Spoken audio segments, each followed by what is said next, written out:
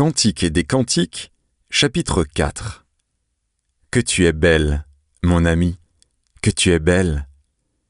Tes yeux sont des colombes, derrière ton voile. Tes cheveux sont comme un troupeau de chèvres, suspendus au flanc de la montagne de Galaad. Tes dents sont comme un troupeau de brebis tondues, qui remontent de l'abreuvoir. Toutes portent des jumeaux, aucune d'elles n'est stérile. Tes lèvres sont comme un fil cramoisi, et ta bouche est charmante. Ta joue est comme une moitié de grenade, derrière ton voile. Ton cou est comme la tour de David, bâtie pour être un arsenal. 1000 boucliers y sont suspendus, tous les boucliers des héros. Tes 2 seins sont comme 2 faons, comme les jumeaux d'une gazelle, qui paissent au milieu des lys. Avant que le jour se rafraîchisse et que les ombres fuient, j'irai à la montagne de la myrrhe et à la colline de l'encens. Tu es toute belle, mon ami, et il n'y a point en toi de défaut. Viens avec moi du Liban, ma fiancée, viens avec moi du Liban. Regarde du sommet de l'Amana, du sommet du Sénir et de l'Hermon, des tanières des lions, des montagnes des léopards.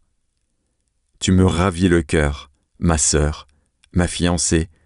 Tu me ravis le cœur par l'un de tes regards, par l'un des colliers de ton cou. Que de charme dans ton amour, ma sœur, ma fiancée. Comme ton amour vaut mieux que le vin, et combien tes parfums sont plus suaves que tous les aromates.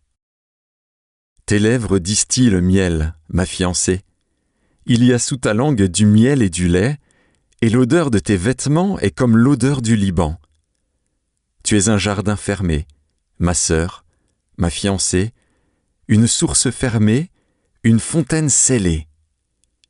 Tes jets forment un jardin où sont des grenadiers, avec les fruits les plus excellents, les troènes avec le nard et le safran, le roseau aromatique et le cinnamome, avec tous les arbres qui donnent l'encens, la myrrhe et l'aloès, avec tous les principaux aromates. Une fontaine des jardins, une source d'eau vive, des ruisseaux du Liban.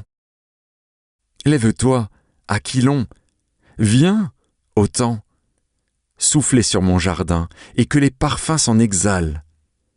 Que mon bien-aimé entre dans son jardin, et qu'il mange de ses fruits excellents.